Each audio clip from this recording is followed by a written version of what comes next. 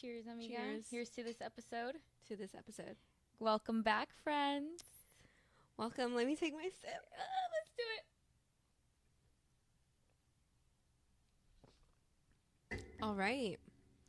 Welcome to this episode of Mientras Me Curo Podcast. This episode is all on the emotional impact of abusive, toxic relationships. Yes, it is, my friend. Yeah. It's going to be, I don't think there's much, stories in this one. I probably have a couple, but it's not anything severe. Yes. I mean, I think every episode deserves a trigger warning because we're talking about mental health problems. And there is so much tied into that. I smile, but really I'm smiling out of, I hear this a lot with clients and just people. It's like when you're uncomfortable, you just like laugh or you smile because you don't know what to do. All day. All day? You're uncomfortable all day? I'm uncomfortable and I just laugh at everything. I'm just like, okay. I'm just going to laugh it off. Let me laugh it off. Yeah. Okay, so Andrea has notes. I had notes. Okay, hold on, but we're winging it. Yes, no, but we're gonna wing it. I yes. decided because the title of this one, or not even the title, but the context behind this is what you said, which was the emotional and psychological impact that toxic relationships do to you, but also leave you with. So yeah, we're gonna be talking about that. Yeah, a lot of what kind of sprung the idea of this episode was really just like the friendship talks that we would have on the ways that you were dysregulated as you started dating again, and how you noticed like the little things that made you anxious, the triggers, like ways that you were like, I want to be better, but this is like what I've known. This is what I'm used to. I'm used to the chaos. Yeah, it has a lot to do with what I want to say we had talked about this. I don't remember when, but it was in regards to like the whole thing where I started dating again and I opened the doors to that was a little like when I left this relationship, I literally was like F men. Like I want nothing to do with them. And no, sorry, it went the other way. So it was I want to replace that person like that. Right? I went from that. Let me fill the void, maybe. Yeah, I was like, I need to fill the void. And I was like, I'll be damned if this person moves on before me. Like, there ain't no way, you know? So it was that, and then it went from that to being like, I don't really care for any of these people. Like, I don't want to take anybody serious, nor am I in the position to take anybody serious. To, I'm so independent, like, I don't want anybody around me. And then to now going back and being like, no, like, it's okay to open yourself up to that again, you know, just with time. It took me a little bit to get there. But nonetheless, like, it's been a journey. It's been a journey for sure. Yeah. I really want to, like, as you share that, what's coming up for me is the stages of grief. Oh, yes. Because I think people think grief is specific to losing someone to death. Yeah. And when we lose a relationship, that is a death in our life. Yeah. So even as you started off, right, you had the anger. That's one of the stages of grief. Yeah. You feel angry. Oh, yeah. Like the vengeance, like, oh, I want to find someone before they do. Like, right, I'll be damned. Exactly. Yeah.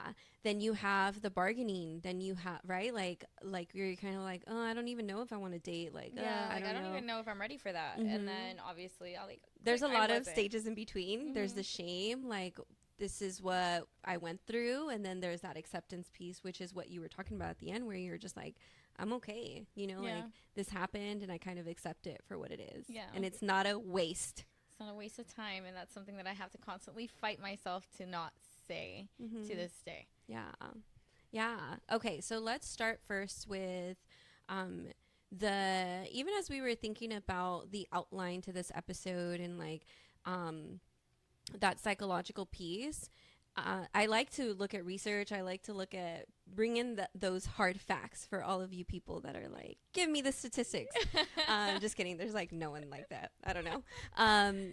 And a lot of what the impact is just those mental health problems that you have. Not just, but we have those mental health problems. I would say the biggest one is you know, a lot of times you could leave these relationships with a lower self-esteem to begin with, as you start to like rebuild yourself.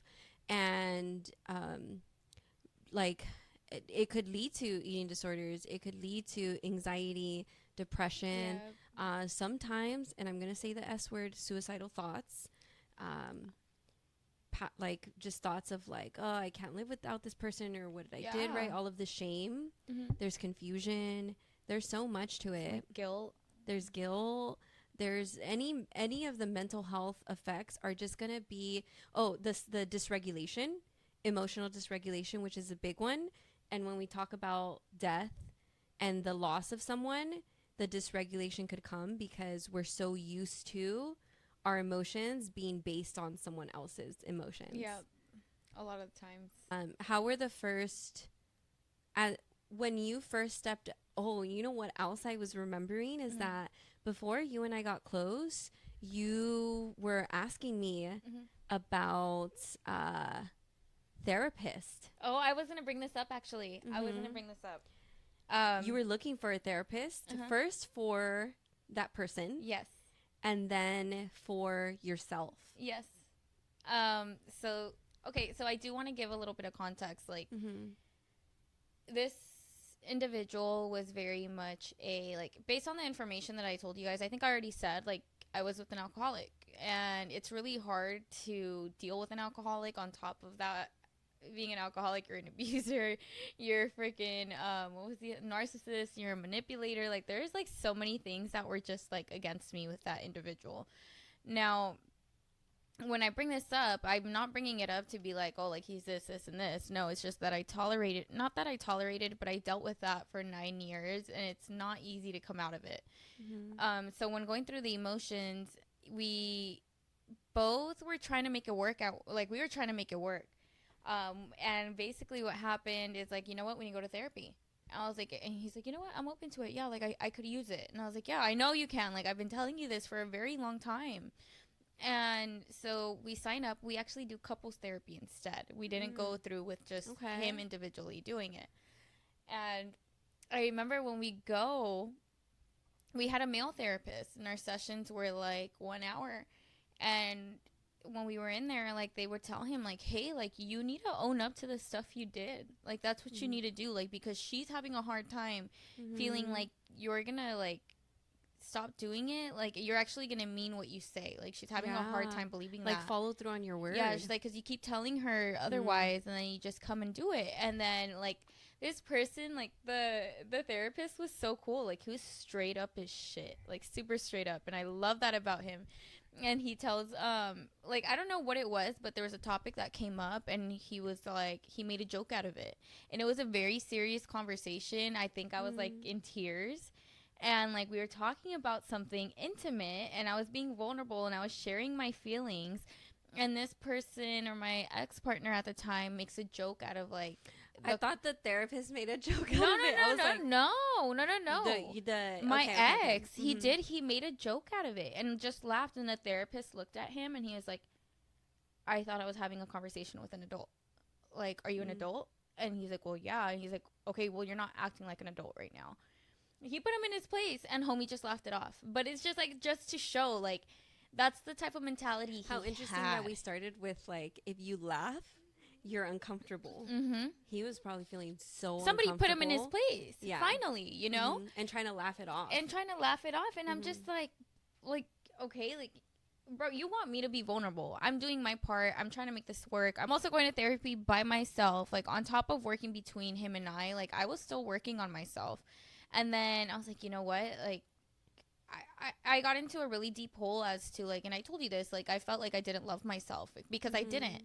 So I started hating on myself. Like, I just didn't think it was worth it anymore. I was like, my initial thought, like, the reason I wouldn't leave is because financially I was really codependent on him.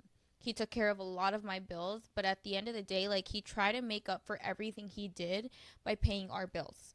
And, like, I cheated on you, but I pay this. I cheated on you, but I do this. And it's like, bro, like, you can only use that line so many times nowadays. Like, that's it, you know? Like, if you're unhappy, like, just leave me. And I gave him that out plenty of times. Like, hey, just drop it. Let's go. And he didn't want to. And so when this therapist and I like talked, and like I had a one-on-one, like we had an hour and it was like 30 minutes by himself and then 30 minutes by myself. And he literally told me, he's like, is this the person you want to deal with?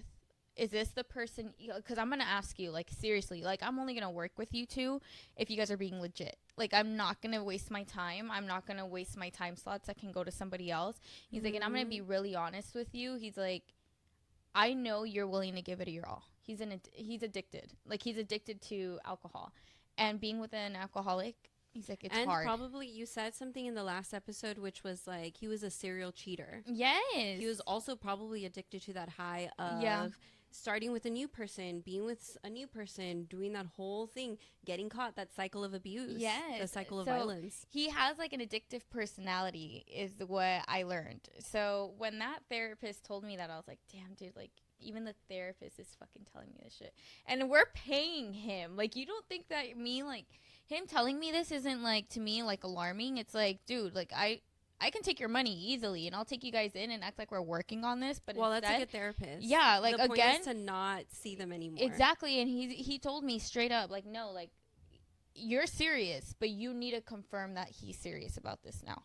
And I'm like, well, fuck, like, I'm already married. Like, what do I do? And I'm like, shit, okay. So we tried to work it out. It didn't work out, and then it just led into, like, bigger issues, and yeah. Wow. So the last effort was to try to work it out, was to go to therapy. Maybe that's where you saw, like, this person is not willing to work it out. Yeah. And a lot of the times you can't, it takes two. It takes two to, like, make this work. Well, yeah, of course. And it's like, I could only do so much, and this person would literally complain all the time. And I kid you not, the amount of times this man told me this, he's like, why aren't you affectionate with me? Like, why don't you show me love? Like, why don't you, like, give me that side of you? And I'm like, dude, you don't think that, like, all the stuff you did, he didn't help you feel safe enough to, why would you hug him, love on him, show him, right? In order for women to be soft, we have to feel secure, emotionally secure. He wasn't making you feel emotionally at secure. All. If anything, he traumatized the shit out of me. Exactly. He traumatized me. In the midst of that, as we talk about the mental health effects, what were you noticing about yourself when you were in this room, right, with the therapist? Like, were you feeling anxious? Were you feeling depressed? Like, what was coming up for you? I was feeling sad that I was willing to, like, make it work. Like, even though he was, like, flat out in my face laughing at me. And I was like, it's not necessarily, like, that he had to laugh at what that whole conversation was, but, like, this is, like, in a really, like I said, an intimate conversation. I'm being vulnerable. I'm sharing you what I need you to, like, change. And instead of you taking it in, like, you laugh and you make a joke out of it. Like, this isn't a time to joke. Like, this is an hour that you're paying. Sorry, before he tries to correct me on that. Yeah, this is an hour that the individual. He was okay with wasting his money, just for when we go back to facade, just to keep up this appearance. Dude, okay. Well, I'm showing up. You want to know how I figured out that he was cheating on me the last time too? Besides, like, the last girl calling me, and it just girl intuition. It is never freaking wrong. Never, okay? And I had a feeling something was going on behind closed doors. Nobody was telling me anything. And he was really trying to, like, keep me around. He didn't want to let me go, but keep in mind, at the time that he's trying to keep me around, he's also talking to multiple females at the same time, okay? Now, none of these girls knew that I was involved, that I was with him, okay? None of them. That always, like, flabbergasts me, to be able to keep up so many lives. How? Girl, you're telling me I don't know. I really don't know. He must have what is that? And you know what? Split personality disorder. I don't know. I think it also really speaks to that, like, maybe a lot of us women, not maybe a certain majority, maybe, I don't know, a certain type of women, I don't know, are deprived in some way of male attention. If we go back to, like, pick-me's, right? Like, that maybe all we need sometimes, not every woman, is little, like, just little drops. Yeah. Just enough to keep us, entertained. Yeah. Or feeling Breadcrumbs. like, exactly, They're breadcrumbs. There you breadcrumbing go. you. I was like, what are these drops? Breadcrumbing. Yeah. So Ugh. he took me out to dinner one time, and keep in mind, this guy was driving, like, he had bought like a nice car about 3 years ago. 3 years ago, I want to say 3 to 4 years ago. I want to say nice car, really nice car. I'll give it to him. He earned it. This is the first time this man has ever opened the car door for me because he didn't want me to slam the damn car, the car door. Okay, first and last time, and it was the very first day he got that car. Now fast forward to when we finally were like on our ends of last year. We were kind of like towards our breaking point. We were done. He took me out to a restaurant, and he took me to like a nice restaurant. I'm like, dude, you don't do this. Like, why are you trying to like put up this like? This is sus. This is I was like, this is sus, but okay, I guess we go to this restaurant, and like we don't do things like that. We hardly ever did. If I can probably count like 5 times, 7 times out of my hand that we went to like fancy restaurants. So it was really uncommon for us to go. And so we went, and when we walked out, this fool goes to the car and opens the passenger door for me. And I just looked at him. I'm like, who are you dating? And he's like, what? And I'm like, who are you talking to? And he's like, why? And I was like, you just opened the car door for me. You never do that. The last time you did that was when you bought this car, and that was about 2 years ago. So who are you talking to? Gaslit the shit out of me. You're overthinking that. I'm trying to do nice things for you. Like, oh, bro. And that's how I knew. And then sure enough, like a month later, I got a call from the girl, and she told me everything. And I'm like, damn. What is it that, like, well, interesting that your intuition was like, who are you dating? Because he's acting different. Yeah. I wonder what it is. I don't have the answers to this, but if anyone does, please let us know. What is it about when you are dating someone that makes you act more chivalrous, like as a man? I'm like, and you're not even like that. Like, you're not even like that whatsoever. It's always good in the beginning. True. Yeah. Like, of course. Yeah. For you to get to that point, he has to treat you well first. Yeah. Agreed. He can't show who he truly is in the beginning. Otherwise, all these women would just, no one would Want to be with him. No. Agreed. Yeah. Maybe it's love bombing, right? Or maybe it's just those first stages of like getting, the falling in love and feeling like you. That's wild. It really is, dude. It's really something else. Like, there's so much more tea that we're going to be bringing out down the line, like the aftermath of what I just, not even the aftermath, but stuff that I still deal with, like not so long ago, like an event that I told you about that kind of triggered me. But I mean, that's for down the line. That's not right now. But now we do this to keep you listening. Yeah, I was like, 'cause there's some tea. I was like, and there's some tea about some mean girls up in here, like some mean, Yeah, which brings me to when we think about triggers. I think I mentioned triggers earlier, and before this podcast, like when you and I were getting close and building our friendship, what were some things that, because we had a lot of conversations on this, what were some things that you noticed were triggering you post this relationship when you started dating again? I think everything, dude. Everything. I've had like so many like encounters where I'm like, like I don't like. There is a one time where I went on a date and this guy like had his phone face down the whole time, and I'm just like. Also, TikTok like feeds me like. Yeah, it's hard to differentiate as you go out what is reality versus one thing that I hear a lot is like, how do I know it's my intuition versus my anxiety? Yes, that's so hard to distinguish. So hard. So like that's something that I still struggle with to this day, and like I think, and I have an answer.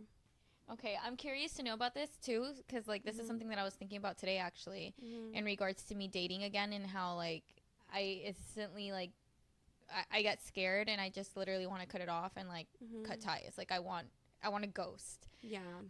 But we'll get to that right now. I don't think that people are gonna like my answer. I'm scared. you have to allow yourself to just feel uncomfortable. You have to work through the discomfort that the triggers are bringing up, because what happens is when you are traumatized, when you are dysregulated, our body naturally wants to detach. We disassociate. We drown out these feelings with alcohol, substances, Yeah. anything so that we don't feel. Yeah. And what we have to do is we have to feel to heal it, and then to know, oh, my body is responding this way because of this. Yeah. And I say that we're not gonna like this because none of us actually want to feel like Uncomfortable. we're in a world of like, as soon as we can pick up our phone, you're in an elevator and it's awkward silence, you want to go to your phone, right? Like, it's natural. I do it. I don't want someone to talk to me. I'm just gonna go to my phone. Yeah. Or I'm gonna detach in some way. Yeah. And that's where like you have to like You have to fight through it. allow yourself to feel the hurt, so that you're not like holding on to it, and then you're allowing your body to actually like to work through it, to process it, to let go of it. And I still struggle with that to this day. Yeah, because how many people do you see, sorry I keep cutting you off, but how many people do you see that are in these relationships and as soon as they leave they lose so much weight because our body is storing it? That's me. Yeah, and that's not to say like Guilty. our appearance, like everyone is beautiful in whatever body shape, size, color. But that's because our body has been storing. Every time you can't say something, every time you can't leave, every time you stop your tears from coming out, you're holding that in your body. Mind blown right now. I mean, You're clenching your jaw, you're like tensing up. Yeah. And the more that you feel it, the more you can like, you feel looser.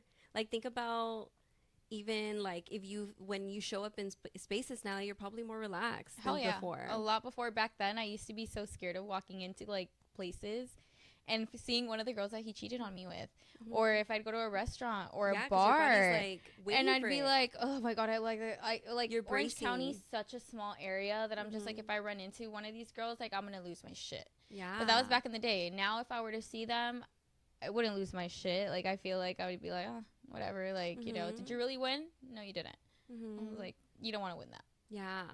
So I know that this is not the most like glamorous answer, but you have to like, in order to work through it, like you gotta allow yourself to like feel the pain of it. And it does feel, because I'm a little like pain feeler. I am like, I allow myself to cry, and it's gonna hurt in the moment. It feels like, oh, like when your heart is hurting.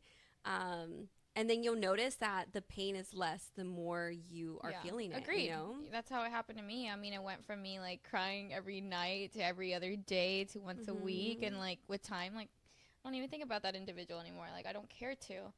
So there was this one time where you're gonna laugh your ass off, Michelle, right now, because the shit was embarrassing. So I had created like a little like get together with all our friends. And I brought the man that I'm dating, and it was like the first time that I was introducing everybody to him. And I was all excited. I was like, oh my god, I'm so like, you know. And I had called an escape room, because that's what we did. To make the reservation at an escape room. And then one night, like the night before, I get a call from an unknown number. And I don't, like I told you guys before, like I don't answer phone numbers that I don't know. If it's important, you leave me a voicemail and I'll call you back.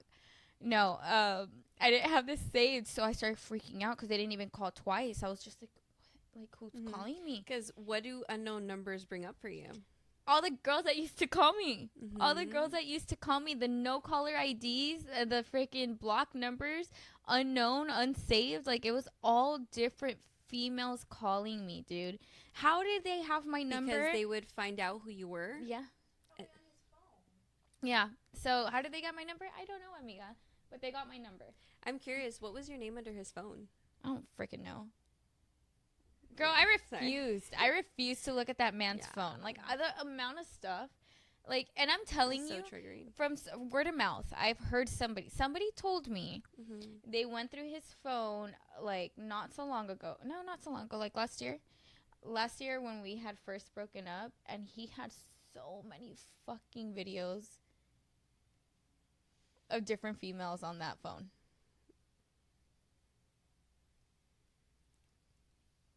Michelle almost threw up.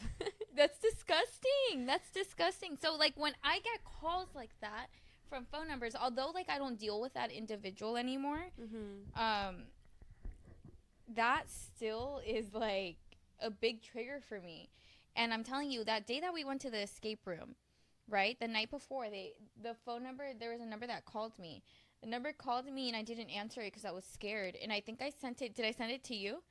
Or who did I send it to? To another friend. I sent it to one of my girlfriends, and I was like, hey, this number just called me. It's pretty late. It's like 10 p.m. Can you call them to see who it is? I was like, I don't want to answer. Like, I'm scared.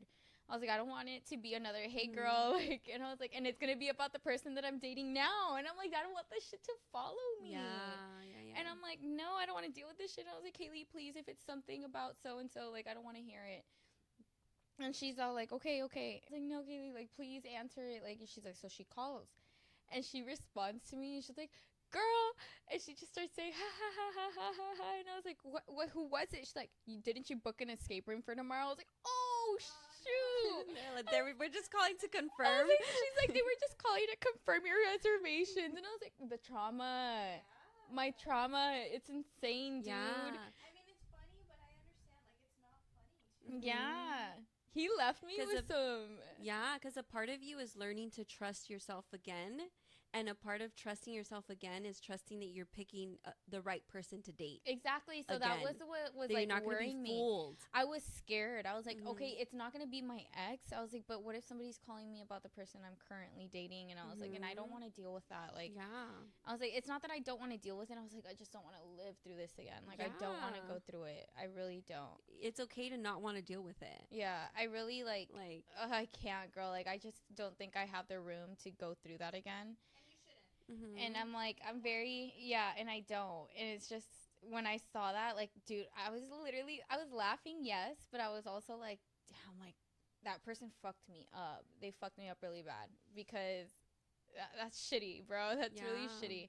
The amount of phone calls I have gotten, like, from multiple females in regards to his cheating should be, like, illegal at the one point. Which really, like, when you are post breakup, when you're healing, it's so important to have compassion, to not shame your triggers. Yes, you saw my notes, huh, amiga? I was like, that's how I'm guiding it. I love that's you. why I wanted to see it. She saw my notes, and she was like, don't look at my notes.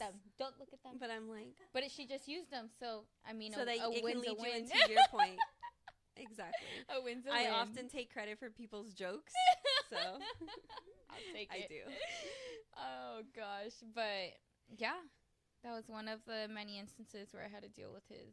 How have you worked through, like, that shame when you feel triggered? Because even right now, you were like, I don't want to have to deal with it. It's almost like this, like, and, like, you shouldn't. Like, that's not, a healthy relationship is not that, you know? Okay, so this is what I wanted to bring up. Because I, right now, like, I'm not trying to make this about, like, the person I'm currently dating, because that's not what this is. I'm just trying to pinpoint, like, the difference and what I feel. I'm like, I'm over here, like, it's peaceful as shit. There's no arguments. And I've been dating this man for more than a couple of months. So it's just, like, I feel the difference is, like, I'm not arguing with him. You're having conversations. I'm having conversations.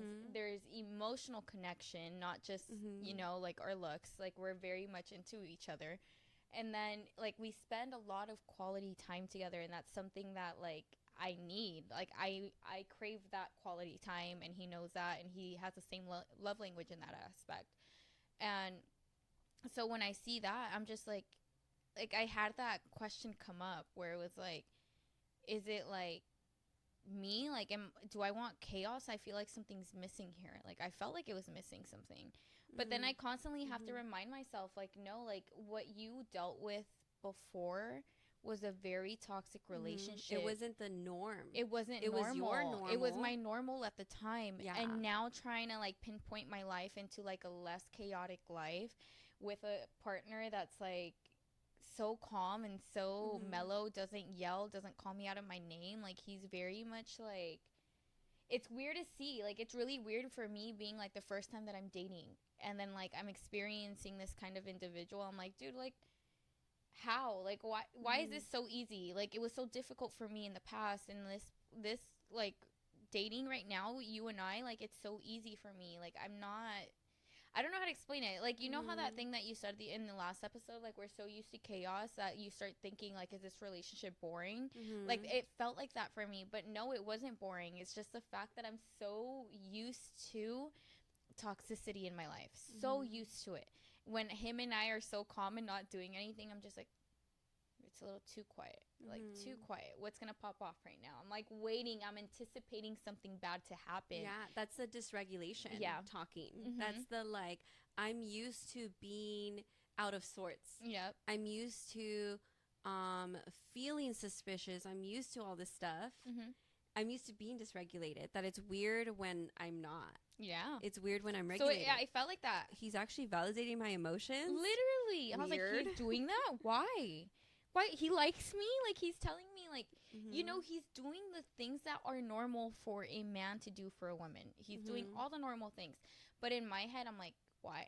Like, why are you doing that? Why are you taking me out to dinner? Why are you taking me out? Like, there was, like, yesterday or one of these days, he took me out to the movies. Just randomly, he called me. He's like, hey, like, what are you doing? And I was like, oh, nothing. I'm still at work. He's like, okay, well, get your butt over here. Like, we're going to go out. And I was like, where are we going? And it was a weekday. He's like, oh, we're going to go watch a movie. And I'm like, what'd you do?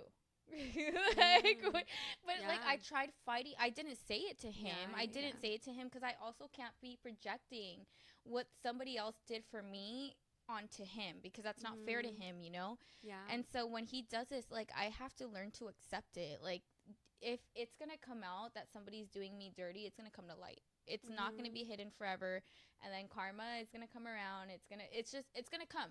Todo se vuelve a la luz. Like, it's gonna come out. And maybe in those moments, that's where the self-sabotage might come in. Yes, that's where that happens. When we think about shaming, like, oh, I'm feeling triggered. I feel ashamed that I'm feeling triggered. Like, let me try to prove this trigger right. Yeah. You know, and that's where the self-sabotage. So There's let me also look times, for reasons. Like, well, when I self-sabotage, it's a little different for me because, like, I start getting into my head. I'm just like, no, like this, and this, like this. Well, that's why. And then, like, I start digging myself more. It's confirming. And then, oh, no, get this. And then instead of that, like, I just start pushing myself away from that individual. Not giving them any context, not telling them anything. I just decided, like, no, like, I'll text them when I text them. But, like, then I start talking to myself. I'm like, you know what, Andrea? Like, you need to be, like, your true, authentic self in order for somebody to, like, come into light. Like, you're not going to be somebody that's fake, that doesn't care about their partner. Like, you care about your partner, okay, let it be known. And sure enough, like, that's how I am with this individual. Like, I'm very much like, I appreciate you in my life, and I'm very vocal about that. And that's really hard for me to do. That's really hard for me to do because in my family, I grew up not doing any of that. None of us told each other that we loved each other. We never told each other that, like, no hugs, there was no affection. It's like a standard Mexican household. That's how it is. And so here I am, and I'm like, it's a different type of experience that I'm experiencing right now. And I love it. I enjoy it. But there is times that I have to constantly, like, not listen to those voices because there's voices in my head telling me, like, no, just leave. Like, dude, you'd be so much better off single. And I'm like, no, but that's not what I want. I was like, I want, like, I've told you, like, I want, like, the bigger picture, like, as a family with a man and everything. And so how am I going to go from wanting that and then, like, going back and being like, no, that's not what I want anymore. No, like, I'm at that age where I know what I want. And that's, you know, that. So when we think about the emotional impact that toxic relationships have, it's important to think about, like, what needs aren't being met. Yes. Because, like, you're talking, this person that you are now dating is meeting these needs, that, like, quality time, right? Like the emotional connection.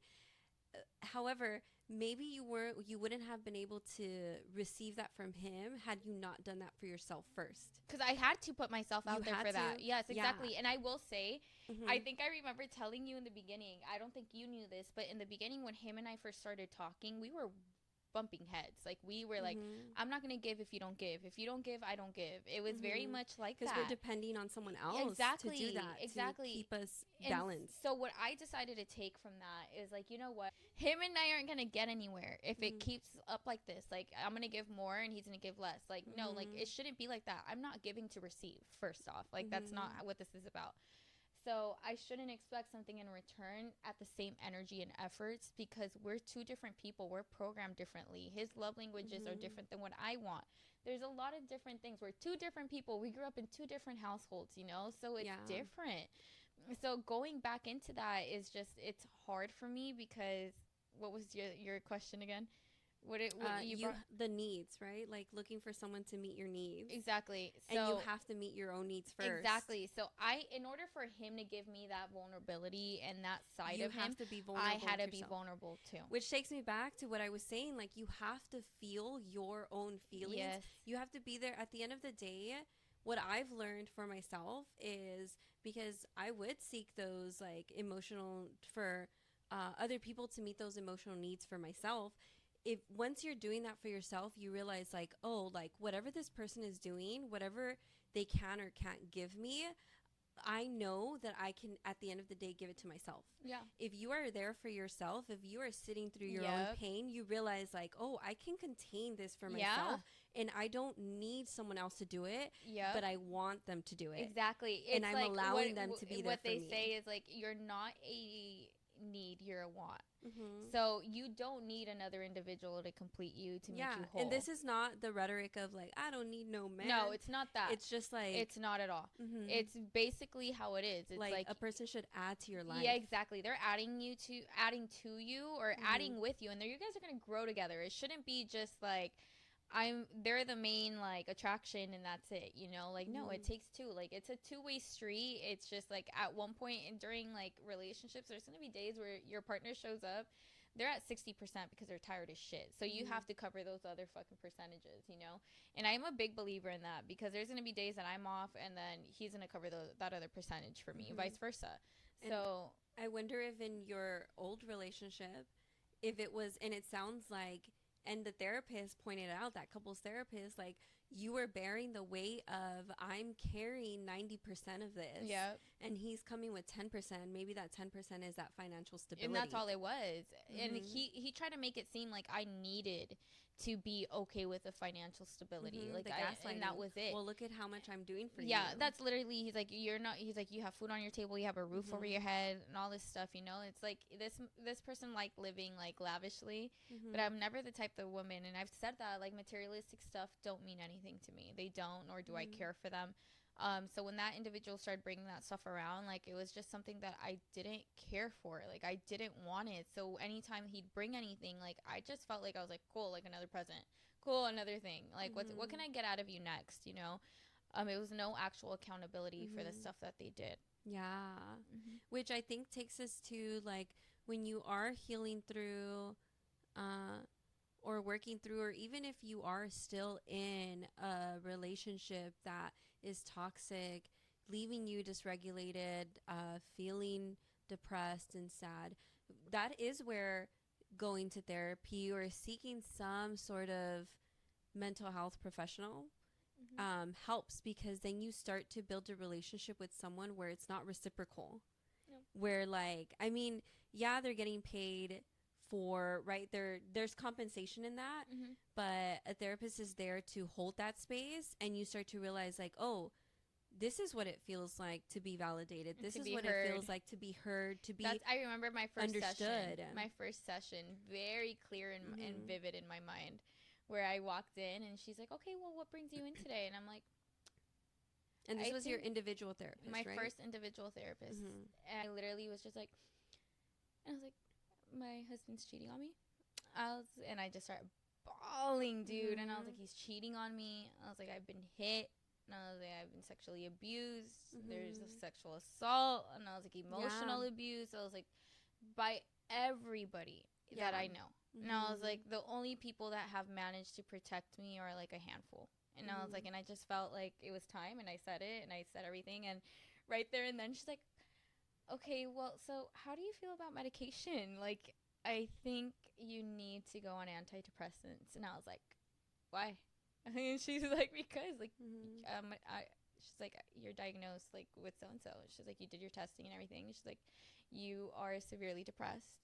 She's like, and I was like, that's what that is? I was like, I didn't want to get out of bed because I was depressed, and I didn't know how to, like, I just thought I was just Sometimes my we normal. don't have the language for it. I thought I was just like, like it was my normal life. Like because I got so used to it that I thought it was normal for me. So when she told me that, I was like, medication? I was like, what do I need medication for? And then she's like, yeah, like, I need you to go talk to your doctor. And so I go and I talk to my doctor and I tell him all this. And he's like, yeah, like, you're depressed. And I was like, oh, shit. I was like, I'll come back. If I want to do it, I'll do it. And then I'll come back.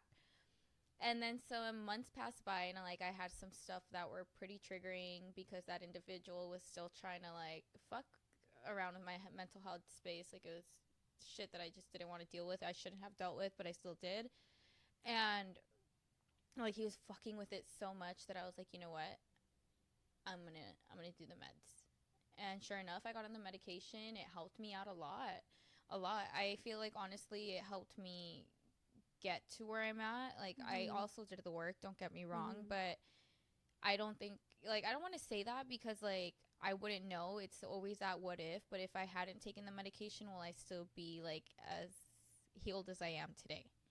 You know, and I was like, without it, where would I be? You would have, but maybe it would have just taken longer or would have been a little bit harder. Yeah. I will say in my own practice, I don't jump to recommend medication.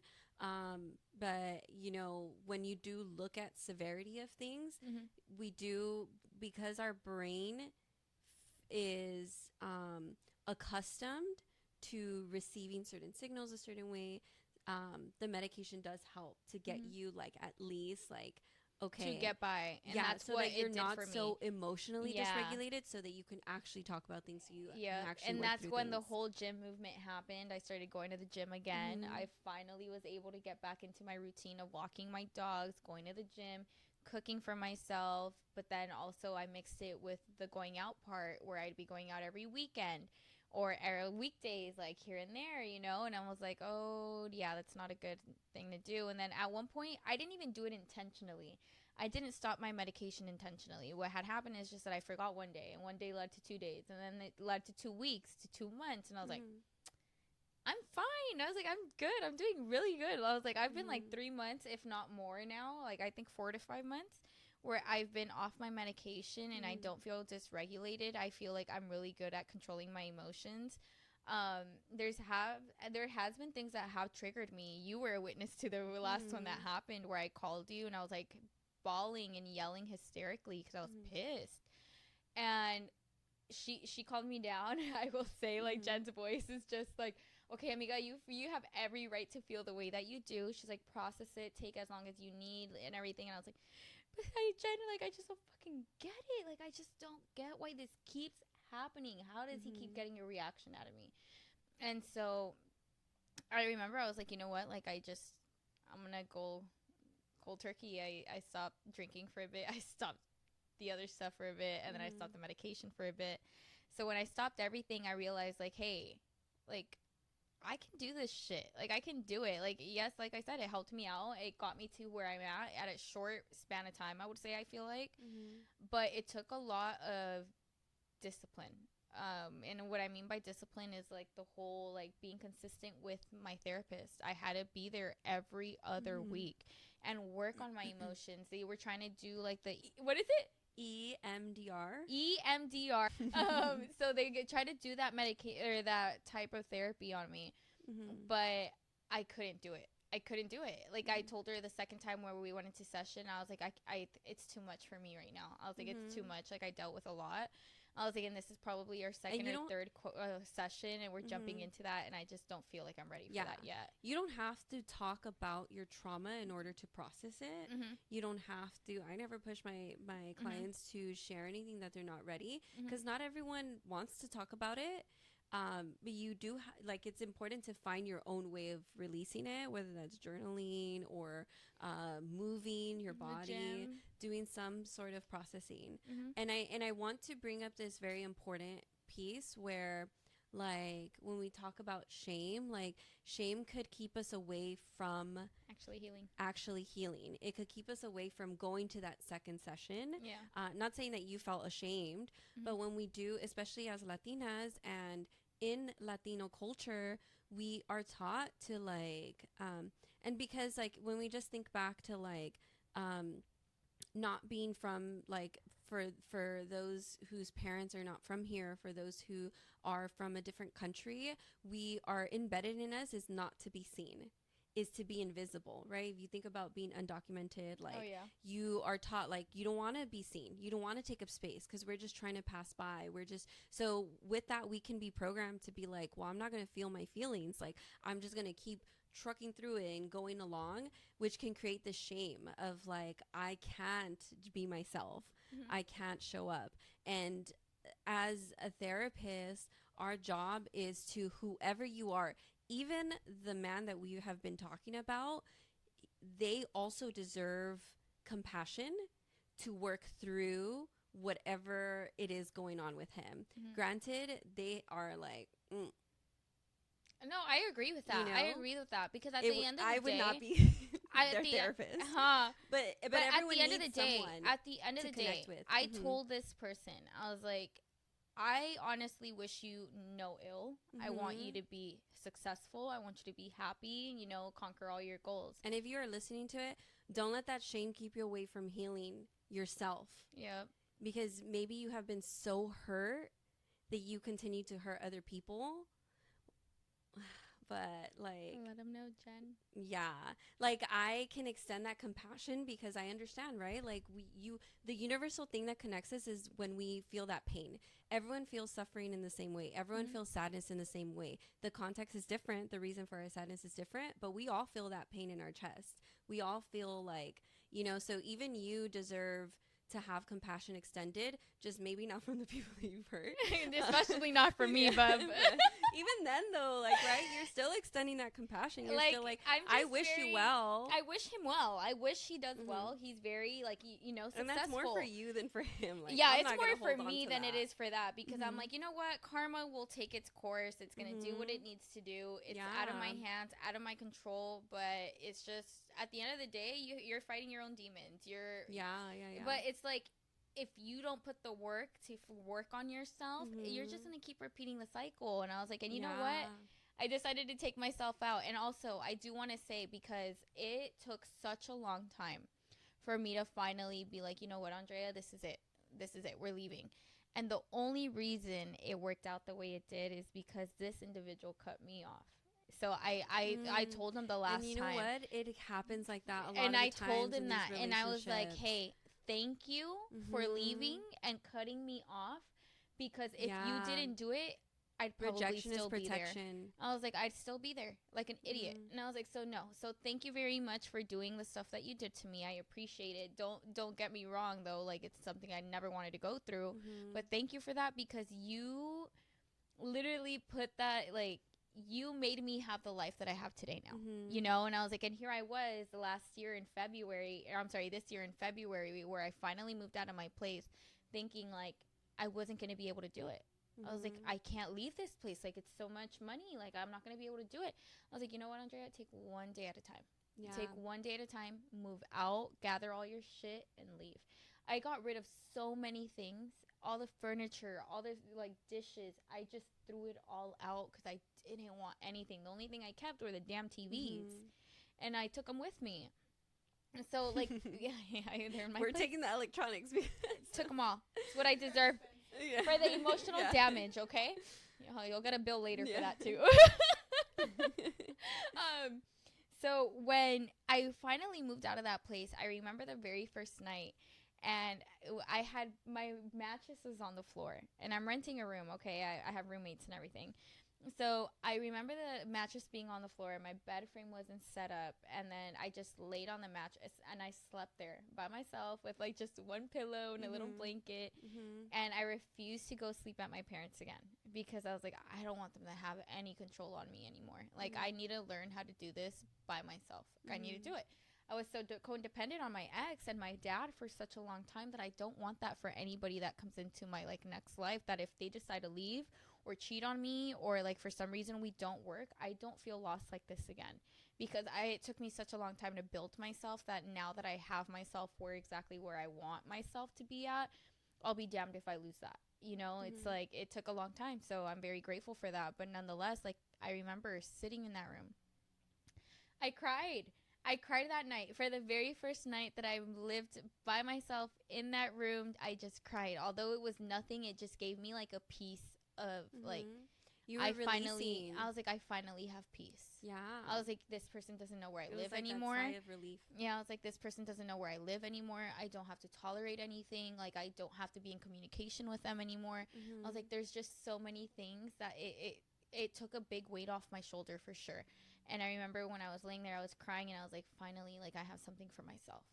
I was like, this room, like, although it's just a room, I'm gonna make it my room, you know. And I was like, and sure enough, like, I made it my own. You probably felt so much more richer. Yes. In your life. Yes, dude, I did. I felt like just at peace. I'd be like at home journaling with a candle on, music or SZA playing in the back, and I'm just, you know, I'm happy and I'm content. And I was like, so thank you for leaving me. Yeah. And doing what you did, because I wouldn't be here. I'd probably still be crying my eyes out, to be honest. Yeah. And I think that really speaks to what I want to close with is, like, we have so much capacity within us that we don't think we do. Like, we're so much more resilient. Like, children are so much more resilient. We are so much more resilient. There is an inner child in us. And even if you are in your darkest, you being in that darkest already, that's just a sign that you're so capable, that you have so much more. Because if you can be in that darkness, then you can, it's like when they say you're at the bottom, the only way to go is up. You experience your worst, you can only experience better from there. And so when but they say it only goes up from here. Yeah. And when we feel like, when we talk about the mental health impacts and the emotional impacts, I really just want to, like, I have seen people at their worst and it gets better. It really does get better. Even if maybe you don't physically have as much as you used to, like how you're saying. I downgrade. Well, emotionally. What is that called? It's not downgraded. It's I downsized a lot. Yes. And then you probably like upsized. I don't know. Yeah. In so many other ways. Yes, I did. And so it gets better. It gets so much better. You start to appreciate the little things that you overlooked before. Can I give an example as to one of them? So I'm really like happy about this. I don't think I've told you what I'm doing this weekend, but for this weekend I'm going to Mexico with my parents. And the last time I took a vacation with my parents was probably when I was like 16. And that's something like, I'm gonna get emotional, but that's something that I like hold very dear to my heart, because I didn't get to spend like the past 10 years with them on my birthday, because like my birthday always revolved around that person's schedule. And like I was constantly disappointed every year on my birthday. They'd show up late, or they half-assed my birthday, or they go to work on my birthday. And that's something that like my parents never did that shit to me for like growing up, you know, like they always showed love to me on my birthday. And so right now, going with them to Mexico, like I feel like a little kid. Like I'm all excited. I was like, I get to go with my dad, my mom, my brother, my niece, and my nephew. Like we're all really going, and I'm so appreciative of that, because I'm like, dude, I get to spend like my birthday with my family again.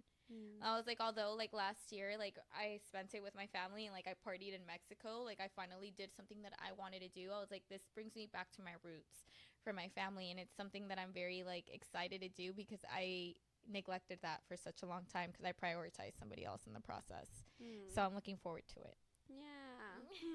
I love that. Well, thank you everyone for listening. Yes, this is just for us to like sum up. It gets better, and you can always make up for what feels like lost time. Literally. Yeah. Thank you, everyone. There's going to be resources in the show notes. Yeah. For anyone who is in need of support and help. Send feedback. Very important for us. Follow us on Spotify, Apple. Yes, please review. We need reviews. Please give us some feedback. That'd be very amazing of you guys to do. We'd appreciate it so much. I was like, we're trying to make this a big woman empowerment movement. Huge. Yeah. And with that, thank you for listening to Mientras Me Curo. Thanks for watching. Peace.